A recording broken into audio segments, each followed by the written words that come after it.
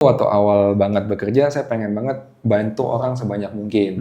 Jadi ketika ada orang butuh apa, saya berusaha mungkin, oh ini solusinya. Meskipun bukan solusi terbaik, tapi ini yang saya pelajarin dari orang yang pernah saya ketemu. Minimal banget tuh seperti itu waktu itu.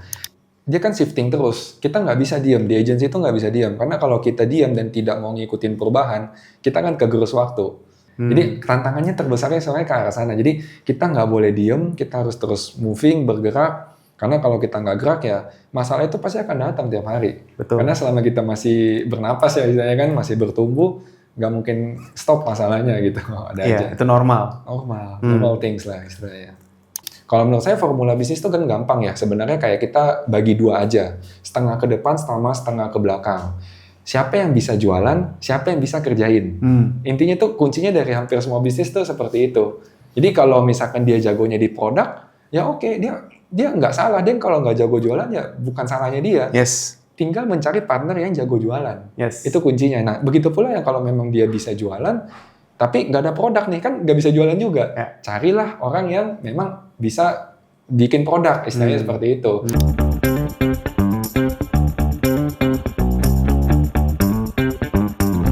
Halo teman-teman, kembali lagi ke kita di Podcast bersama saya Clemens Raharja, dan hari ini kita pengen kenalan langsung dan kita pengen dengerin kisah perjuangan dari Kakak Fandi. Nanti biar dia yang perkenalkan dirinya, founder dari Putih Agency. So, ini salah satu dari member elites kita di The Entrepreneur Society, dan kita juga banyak belajar dan ngeliat perkembangan beliau yang dulunya dari kerja sampai akhirnya sekarang bisa merintis nih agency kita di tempatnya dia nih. Kita lagi ngunjungin di sini, timnya juga udah lumayan banyak. So, nggak pakai lama-lama lagi, kita pengen dengerin kisahnya.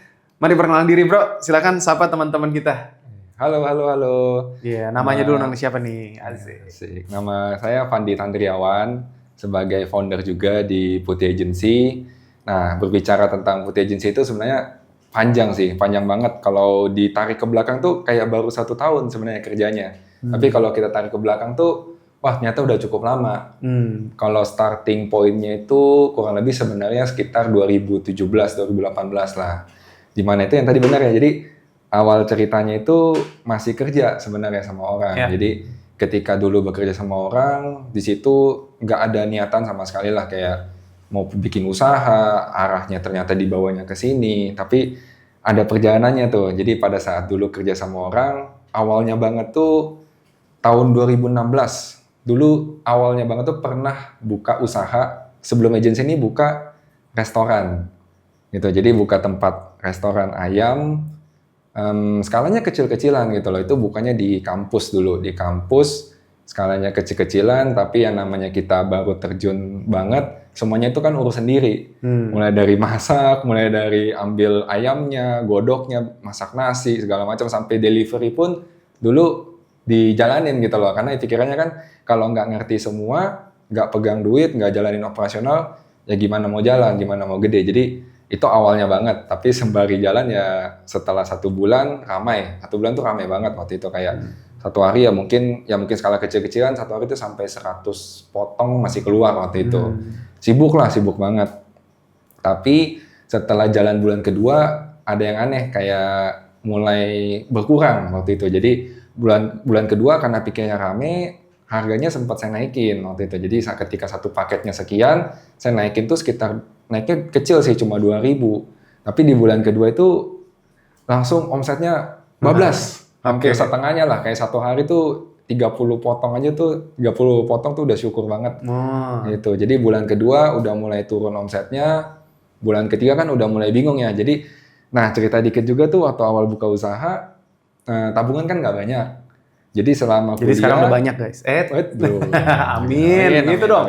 Ya, terus. Jadi awalnya itu tabungan yang dikumpulkan selama sekolah, selama kuliah, di all in ke usaha. Namanya kan jiwa muda ya.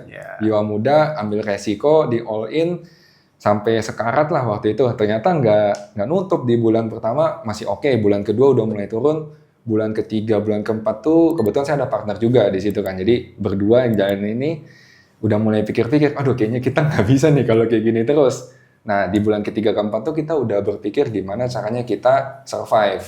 Otomatis karyawan yang waktu awalnya itu ada 2, kita kurangin 1. Nah, terus yang satunya kayaknya udah nggak kuat nih, partner saya itu duluan cari kerja waktu itu.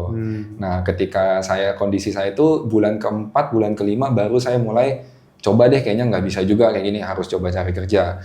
Nah, awal cari kerja itu tahun 2016 cukup sulit untuk posisi saya gitu. Jadi lamar ke sana, lamar ke sini tuh susah banget dapat interview, keterima kerjanya kita nggak tahu kapan, hujan-hujanan gitu, naik transportasi umum. Tapi saya jalanin waktu itu dan sampai satu titik ketika ada satu perusahaan yang menerima saya itu ternyata nggak sampai tes, jadi nggak sesulit dari perjalanan saya ini.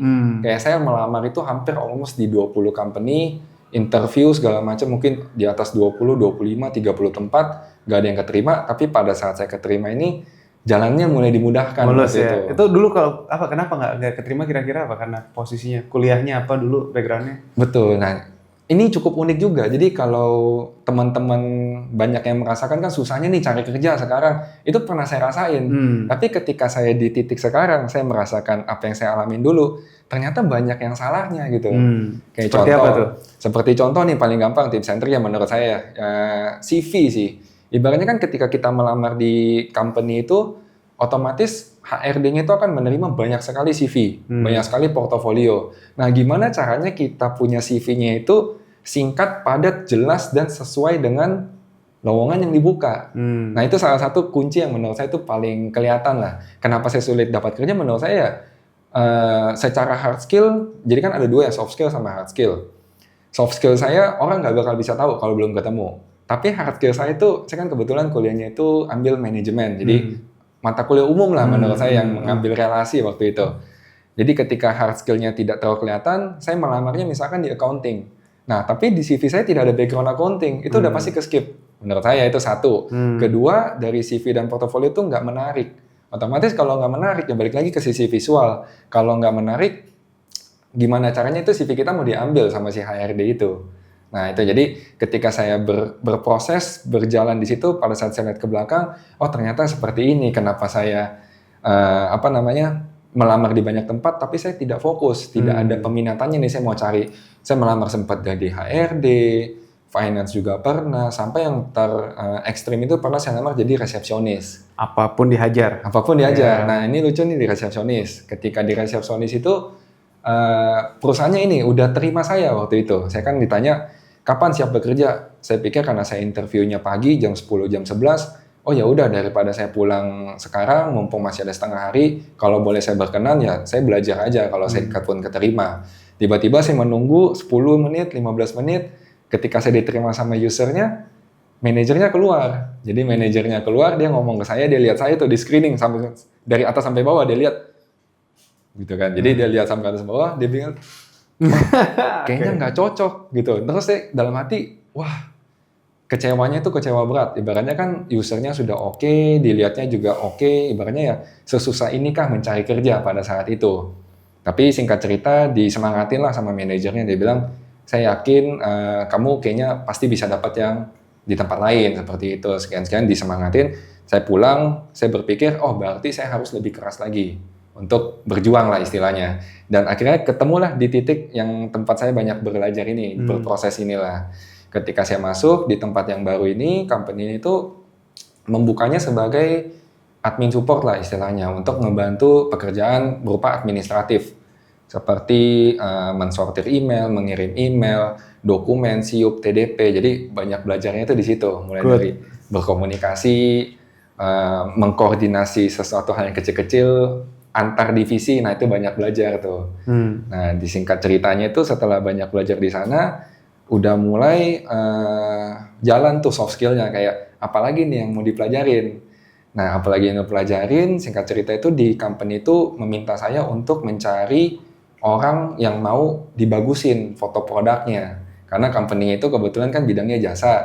Nah jadi perluasan lini bisnisnya itu ngarahin ke seperti itu, cari orang yang mau foto produk lah. Nah di situ saya mulai tekunin. Jadi mencari klien itu, wah barbar lah istilahnya lah. Semuanya saya jabanin gitu, karena saya merasa ya saya nggak sibuk. Sabtu Minggu saya jalanin, malam pun ya kalau ada waktu saya balesin, cari klien segala macam. Disitulah titik awalnya.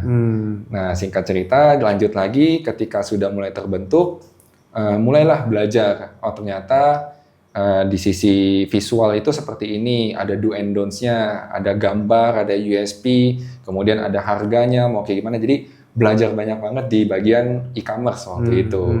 Jadi mulai dari branding, sosial media, e-commerce itu dipelajarin di awal-awal. Kayak gitu. Nah singkat cerita, ketika dulu sudah berjalan, tiba-tiba company-nya itu merasa, oh divisi ini tuh nggak perlu lagi. Jadi otomatis kan, oh ya sudah kalau memang tidak perlu, saya meminta izin, ya udah dong kalau misalkan nggak masalah, saya coba lanjutkan saja dengan yang saya punya, jalankan sendiri waktu itu. Jadi ketika saya bekerja, ya udah mau nggak mau saya harus mengurusi divisi yang saya jalankan secara mandiri ini. Nah singkat cerita, sudah berjalan, dikembangkan, mulai berkoneksi dengan grup apa. Nah, kemudian ya kalau sudah matang waktu itu saya memantapkan diri untuk mundur dari perusahaan. Ya sudah kita fokuskan saja karena memang saya percaya kalau seperti ini terus saya yakin pasti value-nya itu agak berbeda dengan apa yang saya imani. Kayak contohnya itu waktu awal banget bekerja saya pengen banget bantu orang sebanyak mungkin. Jadi ketika ada orang butuh apa, saya berusaha mungkin oh ini solusinya. Meskipun bukan solusi terbaik tapi ini yang saya pelajarin dari orang yang pernah saya ketemu. Minimal banget tuh seperti itu waktu itu. Dan di Sabtu Minggu juga kebetulan ada teman, saya bertanya waktu itu pada teman kerja saya kayak, oh Sabtu Minggu ini kira-kira ada lowongan nggak ya atau cari di mana gitu. Waktu itu ya ternyata saya dapatnya arahnya ke wedding organizer. Oke. Gitu. Jadi saya kalau pertanyaan tentang WO tuh cukup ngerti juga sebenarnya karena pernah bekerja di bidang itu. I see. Gitu. Itu juga sama posisi kerja di wedding organizer. Saya nggak lihat maninya waktu awal. Kayak standarnya misalkan sekian nih untuk fee-nya satu hari. Saya itu ternyata cuma ya berapa persennya lah di bawah standar waktu itu. Jadi singkat cerita dijalankan saja. Toh yang saya alamin itu atau saya memang minati di awal adalah pengalaman dan relasinya. Karena saya percaya dua value ini tuh sangat besar sekali untuk kedepannya gitu. Jadi bukan dilihat dari uangnya meskipun kita butuh. Padahal kalau dihitung ya sebenarnya kayak ongkos aja nggak nutup gitu loh. Tapi kita kerja ya almost 15-20 jam lah, 15 jaman gitu kan. Tapi ya kita lihat ke depannya ya saya memang pengen menikah, pengen married dan industri ini cukup penting suatu saat akan saya kena gitu loh. Yang WO nih ya. Iya. Oke. Nah, jadi kemarin nggak pakai WO tuh? Pakai juga, tapi ngerti gitu. Oke. Nah, singkat cerita, fokusnya kan di agensi ya waktu itu. Fokus di agensi, kita jalan. Nah, pengembangannya itu banyakan ya sebenarnya di industrinya aja sih. Jadi kalau misalkan dulu trennya di 2006-2017 itu kita banyak fokusnya itu ke sisi visual. Seperti contoh, misalkan transisi ya dari waktu itu seingat saya Pak Jokowi tahun 2017 atau 2016 menginstruksikan kayak pebisnis lokal itu disarankan untuk bertransisi dari offline menuju online. Di mana offline menuju online itu kan cukup banyak ya yang perlu dipelajarin. Kayak misalkan kita mau jualan online itu berbeda dengan offline. Kalau offline misalkan kita datang ke toko, ada SPG-nya, ada usernya yang akan menjelaskan misalkan produk sepatu. Oh sepatunya bahannya apa? Ukurannya ada apa aja, misalkan yang model terbarunya seperti apa. Nah itu bisa dikomunikasikan. Tapi kalau kita beranjak ke online, hal-hal seperti itu cukup berbeda. Jadi harus divisualisasikan dengan matang. Jadi komunikasinya itu berbeda, bukan by voice tapi by visual. Ya gitu. Jadi deskripsinya harus jelas, gambar produknya harus jelas, kemudian warnanya nggak boleh beda. Kayak misalkan kalau misalkan sepatu, kalau lagi dipakai seperti apa looks-nya. Jadi itu arah awal-awal tahun 2016-2017. Nah, sembari jalan 2018-19 ternyata industrinya banyak geser. Gesernya itu dari yang general mulai ke beauty product, skincare, serum. Nah, itu booming banget lah sampai tahun 2020-2021. Nah, habis itu geser lagi. Jadi dari tren itu kita di agency itu banyak sekali belajar lah. Banyak sekali belajar dari berbagai produk, handle-nya seperti apa, triknya seperti apa, dan ya banyaklah konklusinya dari yang kita pelajarin. Kalau mulai dari tahun 2002-2003, yang kita... 22 nih? Ya, 2022-2023 itu industrinya mulai geser lagi, karena kan kemarin tuh COVID segala macam mulai recovery. Jadi 2022 itu mulai masuk ke yang offline. Nah, mulai hidup lagi tuh offline otomatis geser industrinya banyak ke F&B, event organizer gitu. Jadi banyak jasa-jasa bermunculan lah ibaratnya tahun 2022, 2023. Nah, 2024 geser lagi kemarin kayak oh ternyata banyak nih yang hubungin atau kontak kita itu dari B2B gitu loh. Jadi kayak dari pabrik-pabrik segala macam karena persaingan itu sudah semakin ketat. Banyak kayak kompetitor kita itu yang marginnya udah nggak masuk karena dihajar sama produk luar lah istilahnya. Yes. Impor langsung, marginnya nggak ada. Nah, mulai hal-hal seperti itu. Jadi kita mutar cara gimana caranya ya kita ngebantu orang itu dengan strategi-strategi yang kita udah pengalaman. Contohnya kalau misalkan kita nggak kuat nih bermain di e-commerce, harga misalkan 10.000. Kemudian di e-commerce orang, misalkan kita reseller nih jual di 10.000, ternyata di e-commerce banyak yang jual harga 9.000. Nah itu gimana caranya itu nggak masuk akal kan. Jadi ya kita putar otak gimana caranya. Ya caranya ya kita harus berpindah, jangan jual di e-commerce, tapi kita jual misalkan di web store, atau misalkan jual di Instagram, di sosial media, meskipun caranya lebih simpel, tapi seenggaknya kita memangkas biaya-biaya yang tidak kuat lah istilahnya di bagian e-commerce tadi. Betul. Jadi strateginya itu banyak lah tergantung dari barang sama industrinya. Nah 2025 kemarin tuh banyak masih F&B ya, jadi bergerak di F&B. Nah ini yang unik nih tahun 2026 sekarang. Jadi arahnya itu mungkin kita banyak berkolaborasi atau bekerjasama dengan klien-klien kita yang produknya digital. Nah produk digital ini unik menurut saya kayak kita kan generasinya kebetulan saya tuh masih di milenial nih, generasi milenial mendekati Gen Z lah ibaratnya, milenial lah ibaratnya. Jadi di milenial itu kan zaman kita dulu software atau aplikasi itu tidak terlalu wow sekarang. Tapi di zaman sekarang ini kita flashback 3 tahun ke belakang lah, itu aplikasi itu sudah sangat hebat lah menurut saya. Jadi kita mau bikin apa itu sudah bisa di-generate oleh aplikasi. Nah itu terutama AI yang baru-baru ini bahkan yang saya tahu fiturnya itu sudah semakin canggih. Misalkan yang awal-awal kan dari foto, bikin video, ngubah teks segala macam. Nah sekarang pun kita udah terbantu dengan semacam personal assistant lah. Yes. Gitu. Jadi kayak misalkan contoh nih paling gampang kemarin saya tahunya itu AI itu udah bisa bantuin orang cari kerja. Nah itu menurut saya wah jauh banget kita punya keresahan di 10 tahun lalu susah banget cari kerja, masih daftarnya manual, tapi AI itu udah bisa bantuin kita cari kerja. Bahkan di mobil-mobil yang sekarang kita mau buka kaca, mau tutup kaca itu semua sudah by system seperti itu. Kita tinggal open window, nah udah kebuka gitu.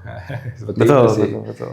Ya, jadi perjalanannya sih cukup unik ya. Kalau misalkan kita lihat ke depannya mau diarahin kemana, kita juga sudah evolusi lah ibaratnya dari agensi kita yang jualnya jasa, kita udah bekerja sama juga dengan beberapa brand. Jadi brand yang kita pegang itu memang dia nggak kepegang istilahnya, oh saya ada produk segala macam, tapi kita di-sharing untuk mengembangkan dari brand tersebut gitu. Jadi pengembangannya itu sebagai ya pengennya sih sebagai owner brand juga gitu.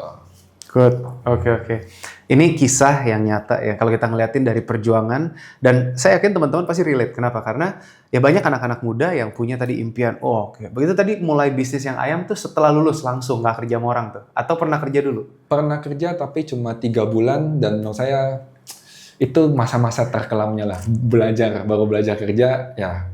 Kerja 3 bulan, gue mau jadi bos gitu? Lihat peluang sih, lebih tepatnya lihat peluang. Nggak apa-apa. Dan ini juga teman-teman pasti relate. Kenapa? Kalau kita ngomongin ya kerja, terus habis itu ini kita menyaksikan ya kisah perjuangannya. Terus mulai dari ngerintis bisnis juga dibilang gampang susah. Maksudnya bukan gampang susah. Aku selalu bilang kalau ngajarin bisnis tuh simple.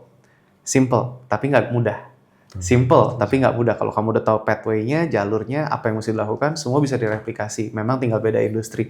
Nah tadi ngelihat sampai pembelajaran, itu berapa tahun berarti bro spend? Lama lah, almost 10 tahun lah. 10 tahun kan ya, 10 tahun berproses, dan sekarang Putih sendiri officially udah berapa lama? Awalnya banget online tuh 2017 lah. 2017, ya mirip-mirip lah gitu kan. Jadi 2017-2018 terus mulai transisi, dan kita ngelihat belajar udah handle berapa banyak industri tadi kan ya? Ya, nah sekarang kalau boleh tahu timnya ada berapa? Timnya sih Udah 15 lah. Tuh, udah lumayan kita ngelihat double digit tim. Nah, ini yang kita maksud dari evolusi perkembangan kalau misalkan kamu benar-benar mau belajar, mau bertumbuh dan mau menggali dan tetap nggak diem kan ya. Sekarang kalau kita ngomongin sebagai agency doang, itu ya akan kegulung dengan waktu, bener nggak? Betul. Iya gitu kan. Betul. Jadi kalau ngomongin dari sisi branding, awalnya kita ingat banget dulu 2019-2020 marketplace kan foto latar belakang putih, harus terus pakai props, habis itu pakai moving images, habis itu pakai live streaming, habis itu pakai orang, video dulu baru live streaming harus orang dan ini semua kan. Nah sebagai agency juga kan harus agile dan harus bisa pindah-pindah, makanya terus sekarang evolusinya akhirnya mau suatu saat kalau bisa punya brand sendiri kan. Yes. Nanti kita bisa ngobrol karena banyak sekali peluang-peluang seperti itu nih yang lagi terbuka di The Entrepreneur Society. Tapi aku pengen dengar lagi. Jadi sebenarnya pada saat lagi menjalankan gitu, kan pernah ngalamin momen kelam. Pasti. Gimana tuh? Ya, jadi momen kelam itu pasti besarnya momen kelam itu di awal-awal lah. Jadi ketika kita bergerak itu kan, ya benar tadi yang seperti Kak Clemens bilang, kalau kita mau bikin bisnis ya sebenarnya gampang. Kita 2-3 orangnya pasti udah bisa bikin. Tapi untuk bikin dia sampai 1 tahun, 3 tahun, 5 tahun tuh gak gampang. Gak gampang gitu. Jadi yang awalnya pasti berat banget. Kayak ibaratnya yang pertama, saya selalu bilang tuh ketika misalkan teman-teman yang bekerja di Putih, yang poin nomor pertama budayanya itu adalah komunikasi. Karena komunikasinya itu kalau misalkan gak bagus, itu orang sejago apapun atau sehebat apapun, dia nggak bakal bisa blend in ke tim dan menghasilkan output yang sesuai dengan kemauan tim lah istilahnya seperti itu. Yang pertama komunikasi, nah poin kedua itu adalah kejujuran. Nah kejujuran, jadi saya selalu bilang begini, makanya kalau untuk awal-awal kita nemu masalah nih, masalah itu pasti ada setiap hari, masalah pasti ada dan nggak mungkin nggak ada masalah. Tapi gimana caranya kita tuh harus jujur dan poin nomor ketiganya adalah tanggung jawab. Gitu. Jadi ketika ada masalah, jujur, karena kalau nggak jujur itu semakin bahaya. Nah yang ketiga adalah tanggung jawab. Nah kalau ini kita konsisten dari 3 poin ini, menurut saya sih ya pasti akan ya berproses lah menurut saya. Bukan sempurna tapi berproses. Dan di awal-awal banget tuh ya banyak kejadian-kejadian seperti itu.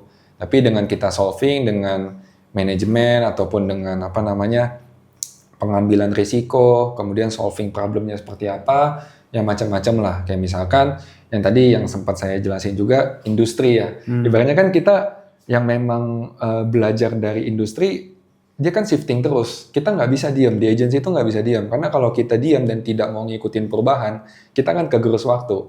Istilahnya kalau kayak sekarang kan trennya itu udah pakai sistem.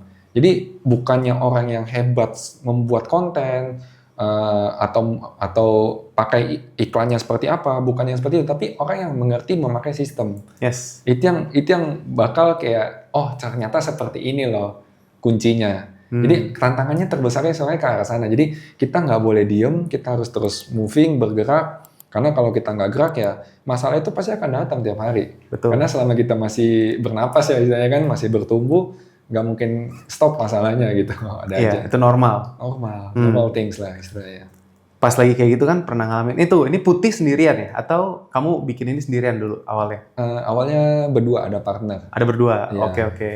Masih sampai sekarang tuh? Nah yang partner kedua ini kebetulan udah sign out lah. Kebetulan udah moving juga tapi masih berteman baik. Nah di tengah jalan tuh masuk partner ketiga. Oke. Nah partner ketiga ini yang Tapi berdua nih sekarang? Atau sekarang bertiga? jadi berdua. Oh jadi Iya. tapi yang ini kan hilang, tambah satu lagi. Oke, Betul. terus?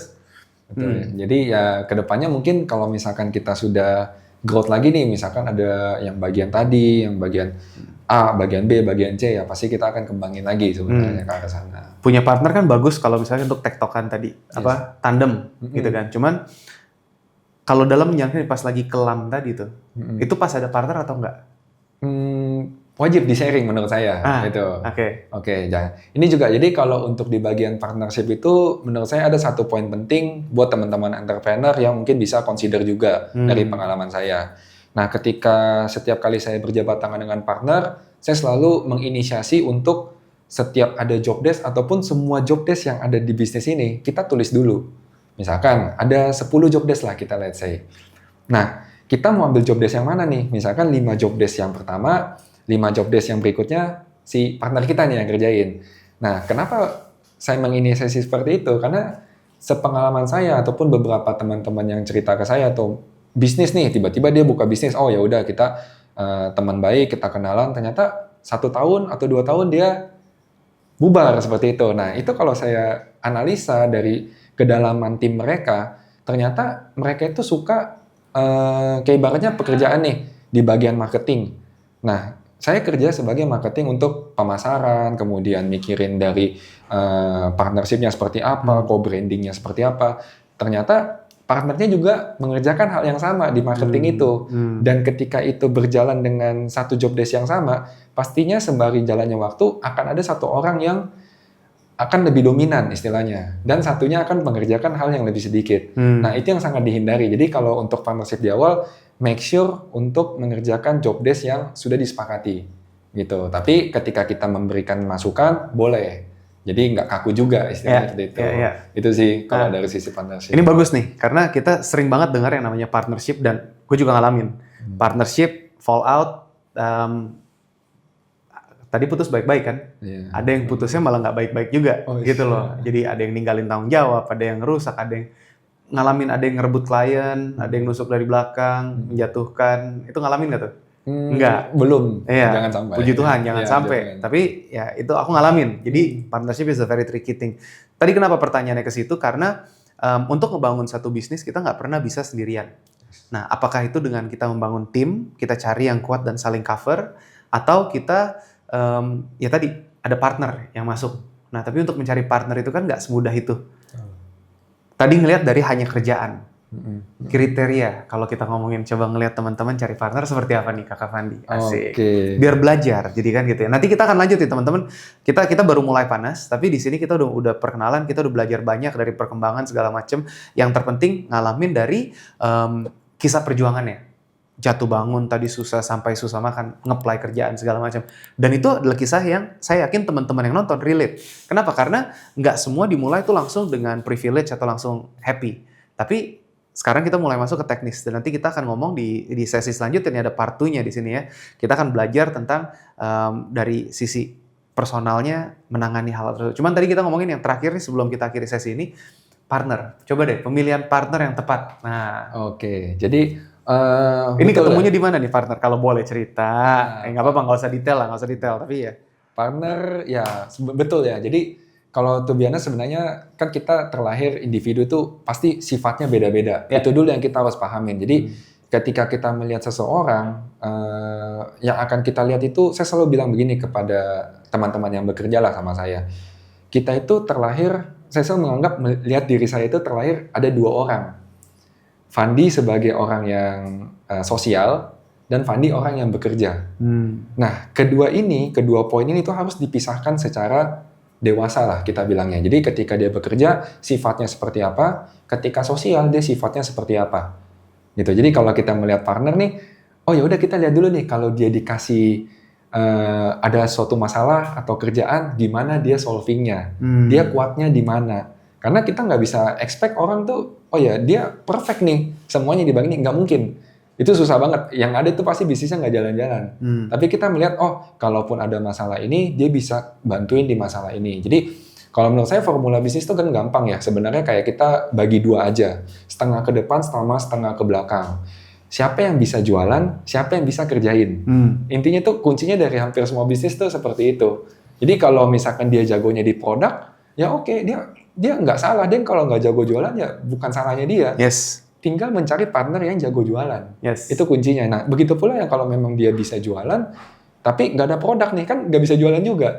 Carilah orang yang memang bisa bikin produk, istilahnya seperti itu. Hampir di semua lah, mau real estate, mau di bagian F&B, seperti itu. Jadi hampir semuanya saya lihat sih seperti itu. Jadi kita lihat dari sisi dia personalnya sama sisi bekerjanya seperti apa. Kalau memang cocok, ajukan, ngomong baik-baik, ya hitung-hitungan, kalau masuk ya go on gitu, peluang bisnis seperti itu. Gitu. Nah, kerjasama pun juga sama-sama harus saling mutual, betul ya? Betul. Harus. Kalau ada nggak pernah ngerasa, tapi kan tadi udah sempet partnernya baru sekali aja, terus fall out, terus ada satu orang baru. Hanya itu ya, benar ya? Betul. Belum ada pengalaman lain, nggak apa-apa. Semoga nggak sampai harus ngalamin yang nanti putusnya jelek atau apapun gitu kan, kita ngelihat. Apalagi kalau ngomongin dengan etika dan integritas. Kalau dari tim sendiri, kan tadi ngomongin partner. Pemilihan tim, ya itu kan juga perlu ya. Biasanya kita di Entrepreneur Society, di Elite kan kita ngajarin kalau bagi perusahaan tuh ada 3 komponen. business development, operasional, sama finance. Biasanya in between finance sama operasional itu ada HR, human resource. Yes. Iya, setiap company itu pasti ada CEO, CMO, COO, CFO gitu kan ya, sama chief human lah biasanya kan. Nah, kalau tadi kan kamu bilang baginya yang cari duit sama yang kerjain. CMO sama COO-nya nih. Iya. Nah, nanti ada sisi finance-nya juga, itu kan pasti ada yang ngerjain tuh, mesti salah satu gitu, nggak apa-apa. Ini pembelajaran yang bagus teman-teman, dan kita sampai di akhir dari sesi part 1 ini, karena kita sudah ngelihat dari kisah perjuangannya Kak Fandi. Dan tadi jatuh bangunnya juga sama, punya partner bisa saling menguatkan, betul ya? Bisa. Iya. Kalau misalkan pertanyaan terakhir, pernah nggak ngerasa sampai kayak capek? Oke. Jadi kalau Lagi ngerjain nih kan, capek. lagi gitu. kerja capek gitu. Pasti. Ibaratnya kan kalau misalkan kita sudah di ranah entrepreneur ya atau bisnis, kan kita basisnya itu udah di bagian data lah. Atau misalkan company-nya ini sehat apa enggak gitu. Baik secara operasional, handlingnya gimana, dan secara keuangan. Nah kalau dibilang resah gitu ya pasti ada gitu. Jadi ada di satu titik yang memang sudah jenuh banget nih atau apa. Tapi ya kalau kita memang sudah di titik itu, biasanya kan kita flashback ke awal ya. Ibaratnya tujuannya apa nih? Apakah kita kerja itu sekedar untuk mencari uang? Atau value-nya itu lebih besar dari itu. Dan kalau value-nya itu belum terpenuhi, ya sampai sekarang menurut saya belum ada kata menyerah gitu. Oke, mantap. Ya, ini yang kita dengar dari Kakak Fandi, teman-teman. Sekali lagi, mungkin in one word, boleh nggak tolong ceritain putih itu apa sih? Dalam satu kalimat kira-kira kalau teman-teman pengen tahu lebih lanjut, nanti boleh kenalan, bisa follow ya. Kak Fandi Tandrianus, bisa follow juga Putih Agency. Tapi dalam satu kata, sama sekalian, satu kalimat, putih itu apa? Ayo. Oke, satu kalimat aja ya. Di Putih Agency, kreatif dan digital agency, all-in-one solution untuk 360 di bagian online lah. Seperti itu. Oke, dan buat teman-teman yang lagi merintis dan baru memulai, atau yang tadi mau mencari peruntungan lagi kan, habis kerja mungkin mau keluar mau bikin, terus ngalamin itu, mungkin lagi jatuh bangun, ada nggak satu message terakhir buat teman-teman yang nonton kita sekarang? Oke, satu message ya. Jadi kalau misalkan di dunia kerja itu, saya melihat sebenarnya sekarang itu banyak banget orang resah itu susah cari kerja. Tapi setelah apa yang saya jalanin sampai di titik sekarang, cari kerja itu nggak sesusah itu, tapi kita harus upgrade value diri kita. Nah, upgrade value diri kita itu mulai dari pola pikirnya, kemudian habitnya kita, dan konsistensinya kita itu seperti apa. Jadi tekadnya itu benar-benar harus dikuatin, serta value diri kita harus ditingkatin juga. Itu tips dari saya. Cakep, keren banget. Dan sekali lagi teman-teman, semoga teman-teman dapat sesuatu dari sesi ini. Stay tune karena part 2 kita akan bahas lebih dalam lagi bersama Kakak Fandi. Kita pengen tanya lagi gimana caranya menghadapi tadi tantangan-tantangan tersebut. So, semoga ini bisa jadi berkat buat teman-teman. Dan kalau kamu pengen belajar lebih lanjut dan kamu pengen bergabung dalam satu komunitas yang positif, bisa join dengan kita di The Entrepreneur Society. Bergabunglah bersama kami. Di sini adalah hashtag tempat kamu berkembang, hashtag jadi versi terbaikmu. So, semoga bisa jadi berkat buat teman-teman semua. Dan as usual, bro masih inget The Entrepreneur Society? Iya. Apa jawabnya? 1, 2, 3 ya. Iya. The Entrepreneur Society, Go go bold and beyond. Sampai jumpa semuanya.